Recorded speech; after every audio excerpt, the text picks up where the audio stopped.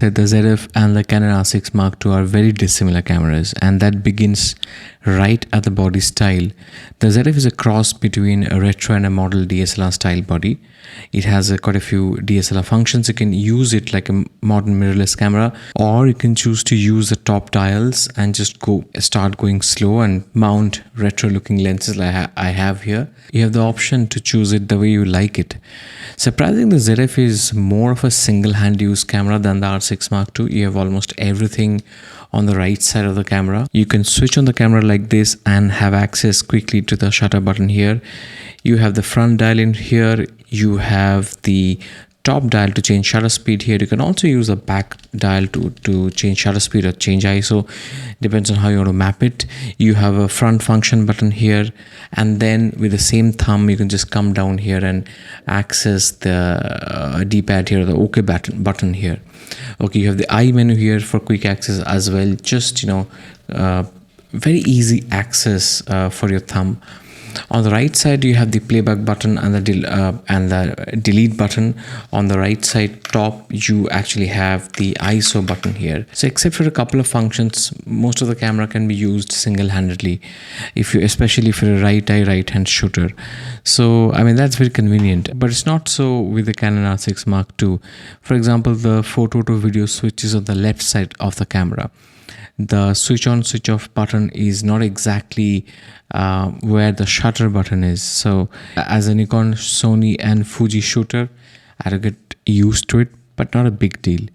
Both have nice flip out screens. I mean, they're honestly high quality screens. Both the screens and EVF on these cameras are really good.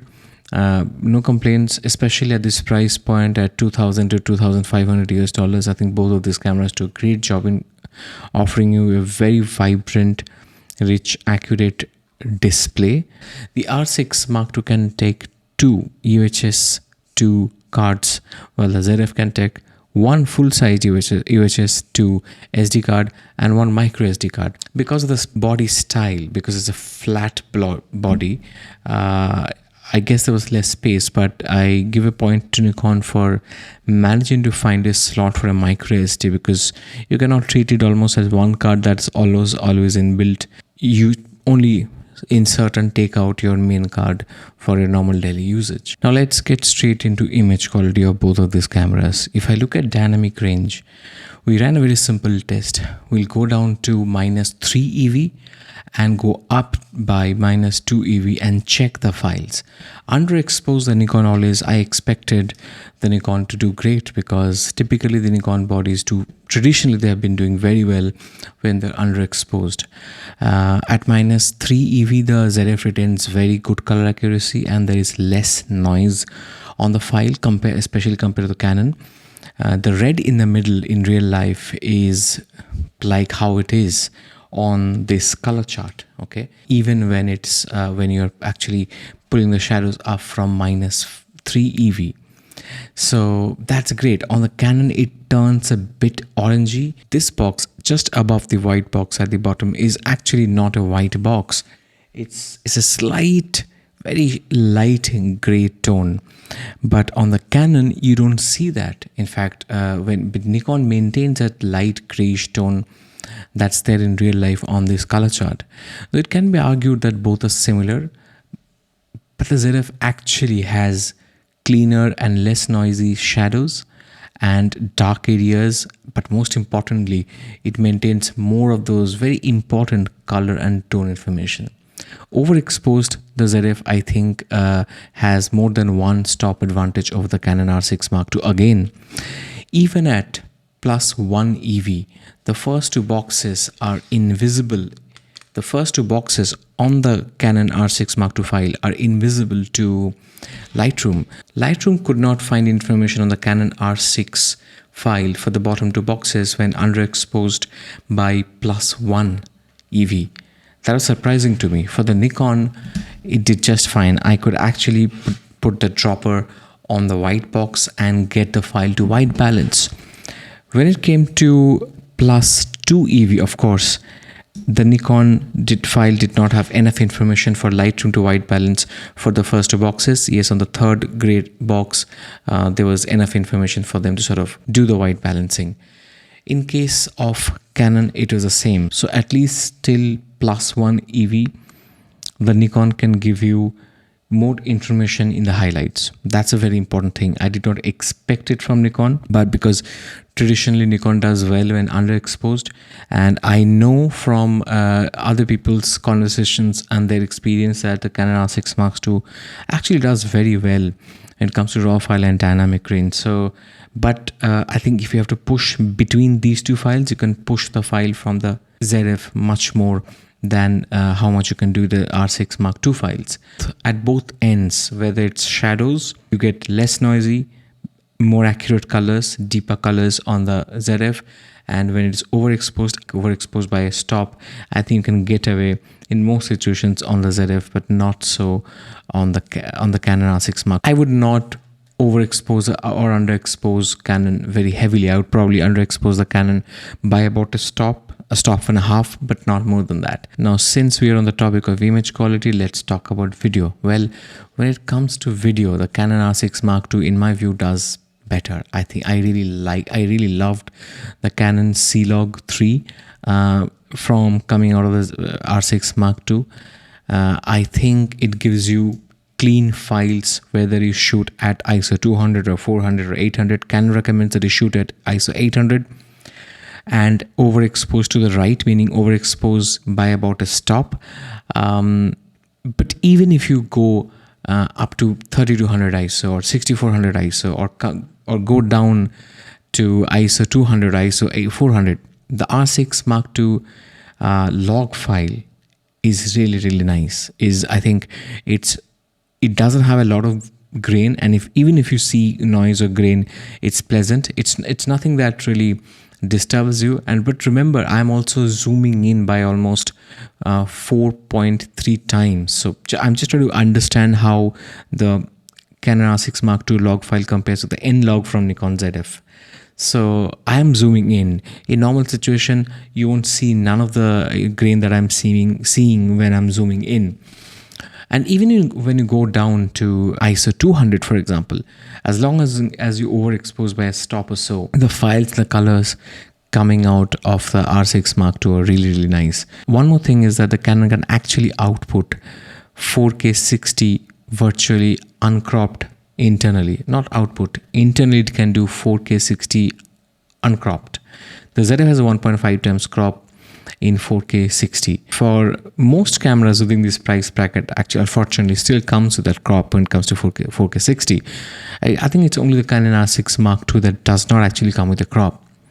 Otherwise, the ZF is also a very capable camera when it comes to video. N-Log is great, really good. 10-bit 422 files, N-Log recording, overexposed by a stop or so.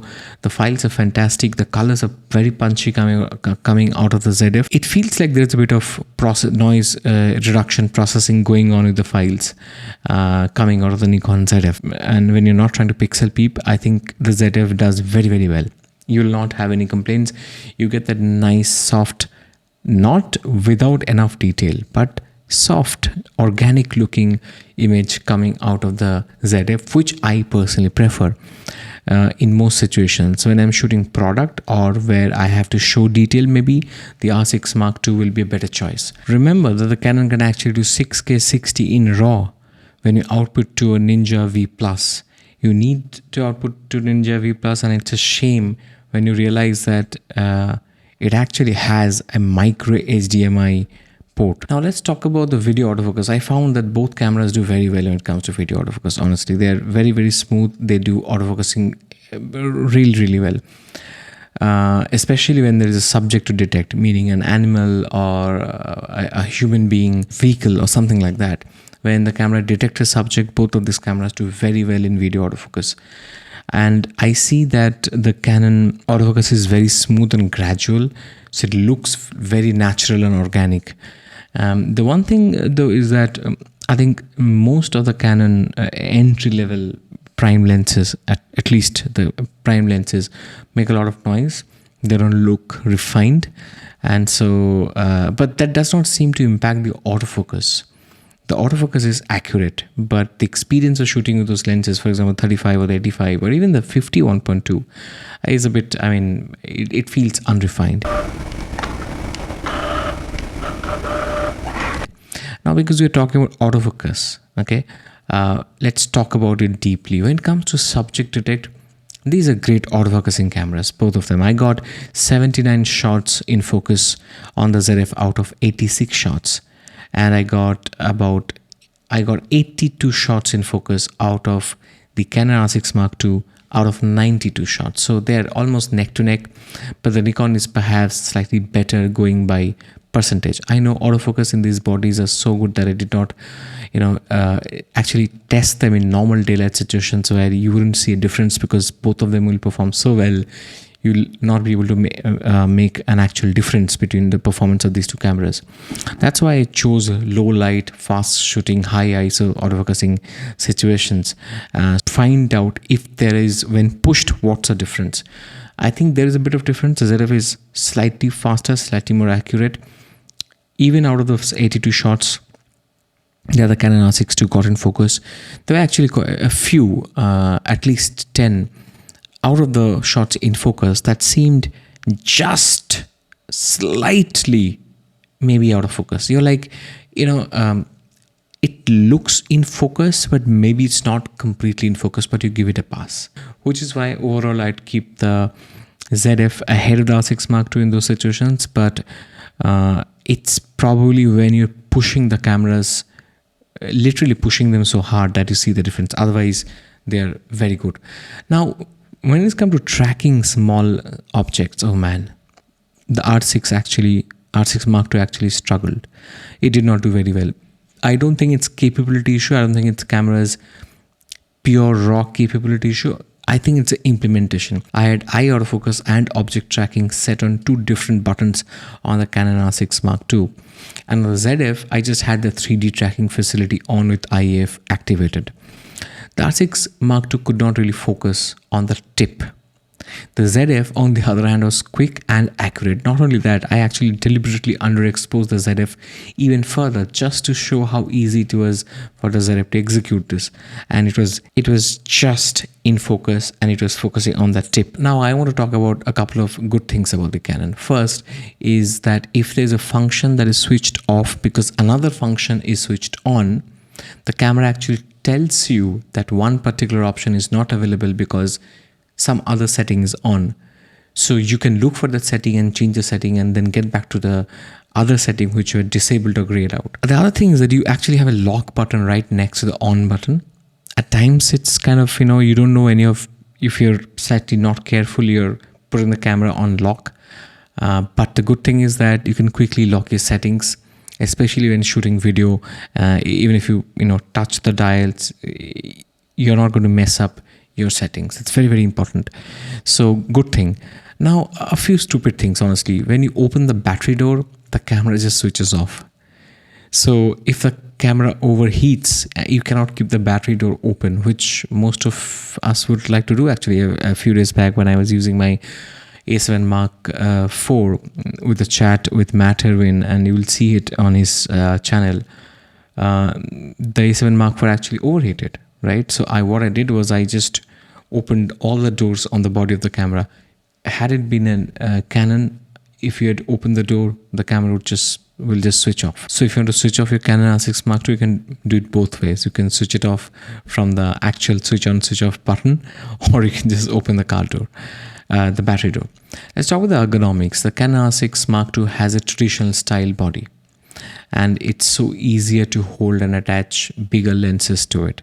The ZF is a retro styled body, but the ZF is still a very one-handed camera, so that's a nice thing. Everything is on the right side. The ZF is also more tactile. The R6 Mark II make your fingers move all over its body because they're kind of all over the place. I won't say it's terrible, you'll get used to it, but definitely coming from Nikon and Fuji and Sony, I feel that the placement of some of the buttons is probably a bit not so thought through on the Canon. That's all. Not a big deal, but could be improved. The Canon doesn't have a button here to change the EVF from auto to manual. As in, let's say I want to use primarily the screen here. I want to deactivate the sensor of the EVF. I have a button here to do that quickly. The Canon doesn't have that there, and maybe it's somewhere buried deep into the menu, or maybe you have to set that to a function button. But why? It's a great implementation by Nikon, by Fuji, I think also by Sony, I'm not too sure. Especially on Nikon bodies, you will see it on every body. The R6 Mark II has an amazing joystick, the best one I have used so far. The buttons on the Canon are tiny. They look like tiny dots, but they press very well. They're nice and soft. They're just right. The buttons on the ZF are larger and uniform in size, but they're slightly heavier to press, especially this four-way button here. It's a slightly heavier button to press. Well, now talking about ergonomics, I think at this stage you should talk about the joy of shooting. Honestly, these are cameras that have very different flavors. I liked both of them. The ZF makes me slow down, take time, but I can pace up with the ZF whenever I need to because it's essentially a very fast camera inside. The Canon feels like a professional camera with its DSLR style, traditional mirrorless style body, but it's compact for the style of body it is, and it works well with any size of and heft of lenses. I went out with the Canon R6 Mark II and the 85 f2 and the 35mm 1.8 for a few days and had a good time with the camera. It's a great low light performer and for night photography it's really good. It's good for portraits and it is fantastic also for sports and wildlife. The ZF is more of a street and studio and portrait body. In my view, the ZF, although it can do great wildlife shooting because of the autofocusing capability and sports shooting as well, I think the body style does not go well for those kind of jobs because you have to use large lenses unless you're using a tripod. I think especially if you're trying to handhold while shooting sports and wildlife, I don't think ZF is the body that can be used there. The Canon R6 Mark II though can be used everywhere. However, when I use the ZF, people actually take notice of this camera, okay? And it's a beautiful looking camera. People don't feel intimidated. It feels like a traveler's camera, someone who is passionate about photography but not necessarily doing a job. And when I'm with this camera, people won't look at you suspiciously and think that there is some project going on. With the Canon R6 Mark II, people will definitely think that you're a professional and you're out to do a job, and they will definitely get conscious. So that's that. But the ZF is certainly built to take any size of lenses if you're willing to mount them on this body. The IBIS on both of these cameras are really fun, okay? The good IBIS, and I think the ZF IBIS is more stable for video and more accurate for video. I can go down to 1/15th of a second on the ZF also very easily. On the Canon R6 Mark II, I can do between 1/30th or 1/50th of a second shutter speed. So both are very good when it comes to slowing down. Also remember that Canon can take advantage of some of its prime lenses that actually have IS built into the lens as well. But for Nikon, unless you're using a very super zoom telephoto lens, you don't have IS or optical stabilization built into the lens. You just have to depend on the IBIS in the body. But the ZF has fantastic A-stops IBIS. It's really good. I felt forget about what the company claims. When I'm using these two bodies, I think that I can be a little less careful with the ZF when I'm walking and using something like an 85mm focal length.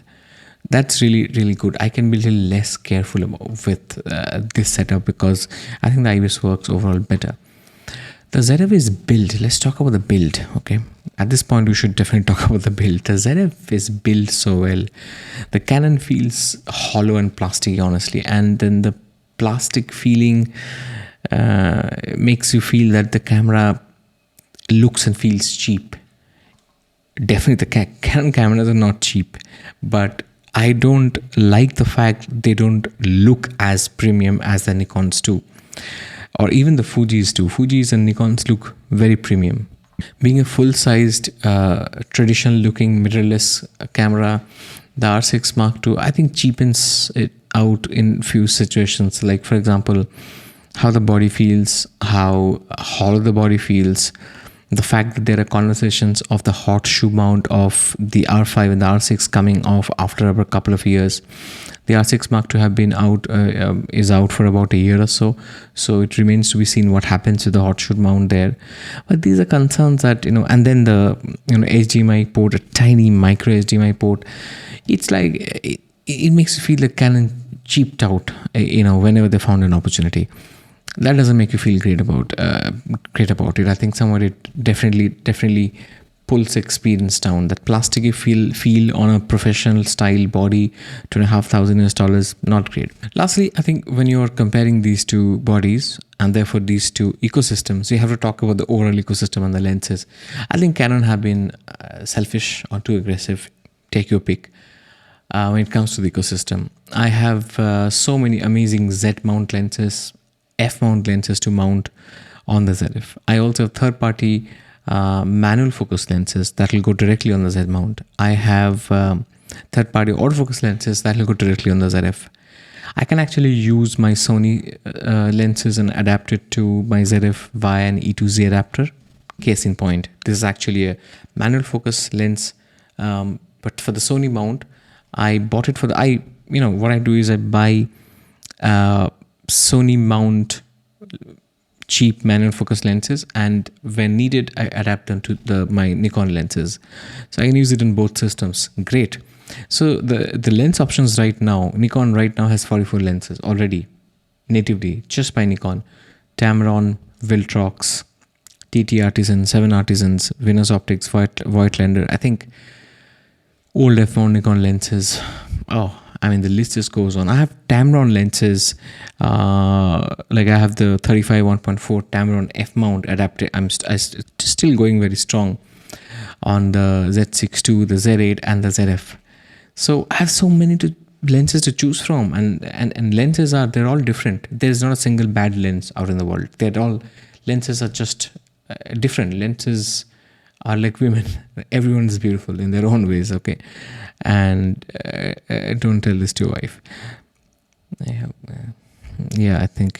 Well, when it comes to Canon, I think you have a problem. I think first of all, the entry-level Canon lenses, the 35, the 50, 85, they're okay.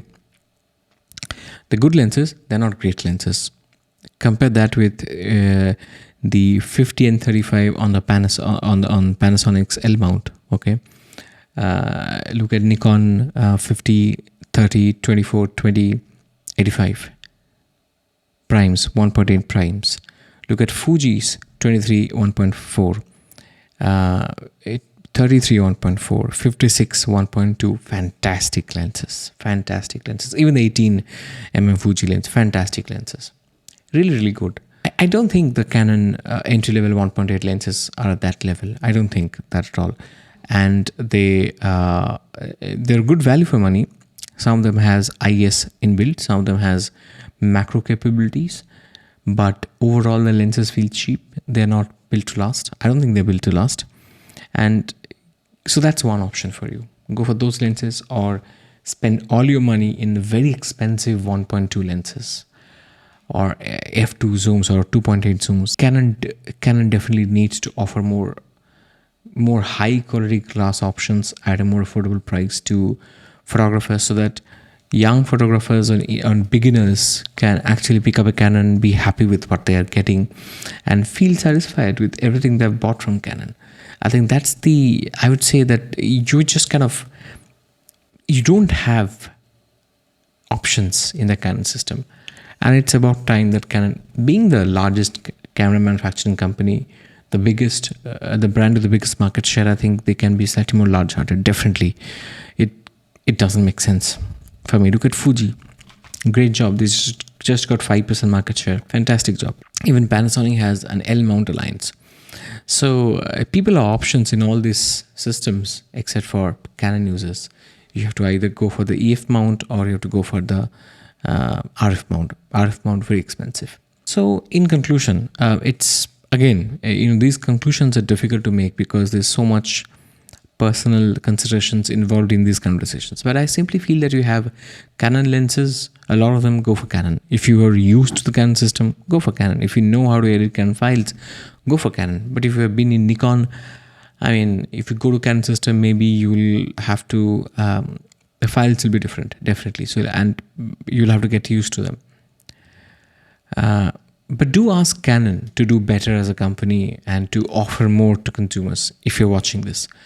Everyone else take a long, hard look at the ZF and give it a try. Everyone else. If you're someone who doesn't have a camera, if you're thinking between the two systems and thinking which full spec entry level full frame camera to go for, I think take a good strong look at the Nikon Zf. Unless you have a problem with the body style, that this is the kind of body style that you don't want to go for. For example, I wanted to go for this, but I have something like a Z8, right?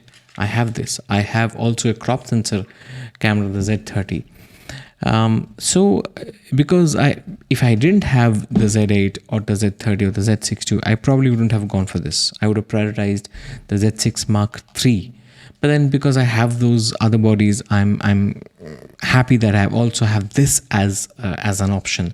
And to be honest, most of the times when I think of shooting right now, I actually think of the ZF and not the Z8. Unless I want high megapixel, unless I'm shooting wildlife. In those situations, it's a different story. So take a good look at the ZF, give it a try, because it looks like on quite a few things, the Nikon ZF is a more complete camera. You can easily look beyond the retro look and get used to the ergonomics in time. I would say that it's a ZF because of the photo file quality, the better IBIS, and the much better ergonomic and build quality, and also the ability to access unlimited brand of lenses, the slightly better autofocus, and the amazing dynamic range out of the files. The Nikon ZF is only at $2,000 US.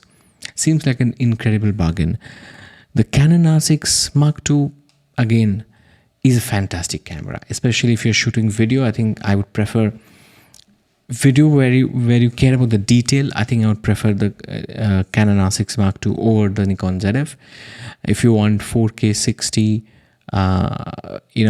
full frame and not cropped, that's the only camera that can do it under $2,500 US.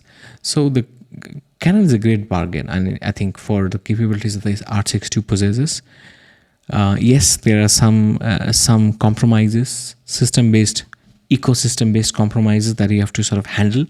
If you're okay with that, no problem. Canon R6 Mark II is a very, very capable camera. If you're in the Canon system, go for the Canon. Don't think about the ZF.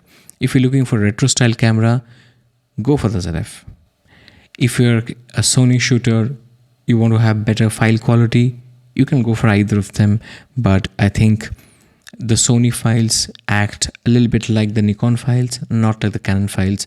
Sony files have a lot of latitude, a lot of ability to sort of be edited and pulled around. The Nikons can do the same. Canon probably not so much. The build quality of the Nikon is much better. So if you're someone who roughs your camera out, maybe it is the Nikon. So it depends on who you are. And I think with that, I'm going to leave it here. If you let me know what your thoughts are. I may have said a few things that are controversial, but I'm only here sharing my my analysis, my experience, my understanding of these two bodies. And trust me, I have spent significant amount of time making this video, using the camera, going through the files, doing the different type of tests, putting this whole video together. I've gone through a cycle. It's an experience in itself to come to a fair understanding of things like this, of these two cameras, so that I'm not here trying to offend anyone. I'm not trying to make anyone feel like I'm not trying to present my bias, although I'm sure I carry my own bias. I'm trying to do an objective job of actually presenting you the full story of these two cameras as seen from my own personal lenses. And I think that overall the ZF is a winner. But then, the ZF is also a year younger. Let's see what Canon comes up with in the form of R5 Mark II, although it's going to be a much more expensive camera, so probably not relevant. If you don't like either of these two, then maybe you should wait for the Nikon Z6 Mark III, and that's going to be an exciting launch. I don't know what's going to happen there, but I think it's going to be an exciting launch. Let me know what you think. Let me know. I'd like to engage with you. I replied to most of the almost all comments, so I'd like to really hear from you. I'd like to hear from what you think. Subscribe to the channel. Subscribe if it's a channel that you come back to, or if you get any value, or if you've gotten any value out of this video. I'm going to see you soon with another one very soon.